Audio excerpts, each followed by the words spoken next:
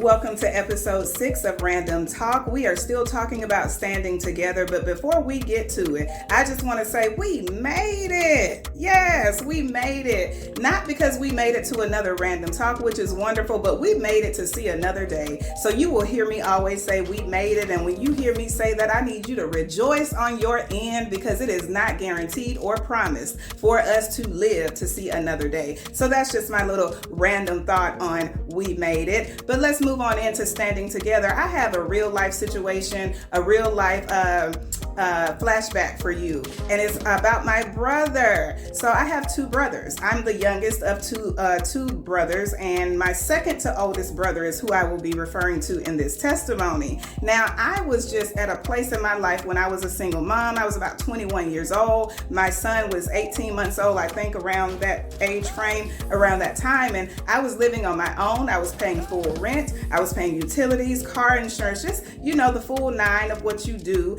as an adult. And so I just became one day, I was not feeling like myself, and I could not stop crying. So I packed my son up and we went over to my mother's house, and I'm just sobbing. So she's trying to figure out, are you okay? She's checking on me, and I'm like, you have to. Now in my head, I'm sorry, my letter behind me is about to fall.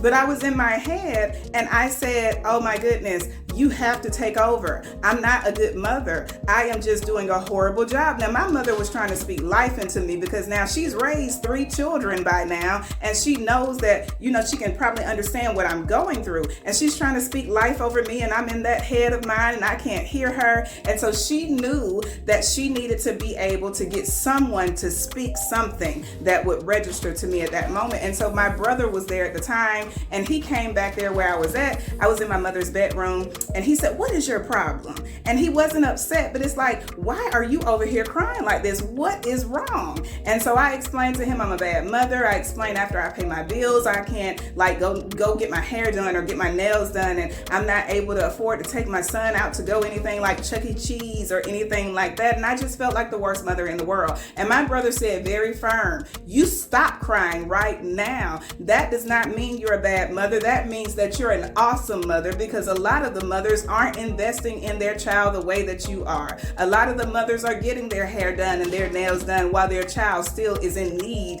for a place to stay or in need of food. He said, so every time you do something for him that's going to make a better life for him, you say that I'm a great mother. When I tell you that was everything to me, he went further into detail, but you get the gist. I was able to soak up my tears in that moment. And that is what I mean by standing together. Not only were we siblings, our siblings, but me and my brother, we do not always see eye to eye. We do not always get along. And that's why this is such a beautiful testimony right now, because I was still able to listen to him. Is he a mother? No, because he is a man, but he saw me in a different lens as a man. And that's why I was able to listen, because he saw my efforts. He saw what I was doing. He saw the impact of what I was doing for my son. So I just tell you, stand together. Ladies, if you aren't listening to men, they all aren't worth listening to. But for those that have something to say, you listen to it, because that has stuck with me to the end of time. I have never told my brother, but he will hear it now,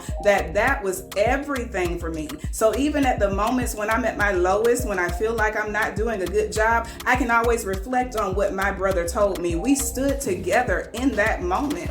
Female, male, brother, sister, but I listened. And again, I'll say that again, I listened. And so he was able to speak life over me. His words carried on with me. And so now that 18-month-old son is now 24 years old, and he is able to come back to me on a regular basis and tell me, Mom, thank you for your sacrifices. When I tell you, if you haven't experienced that, that is everything. So for everyone who's doing their own thing, it's fine. But you invest in your children, you invest in what you're doing and your choices, think it through. And when you're feeling down and out, it may be the most random person to speak life over you. So just always remember, you can stand together even if you have differences. Stand together. So I want you to make sure that if you have not subscribed to Novelty Woman Speaks, you click that subscribe button now. And as always, I appreciate you, and tune in next week for the next Random Talk.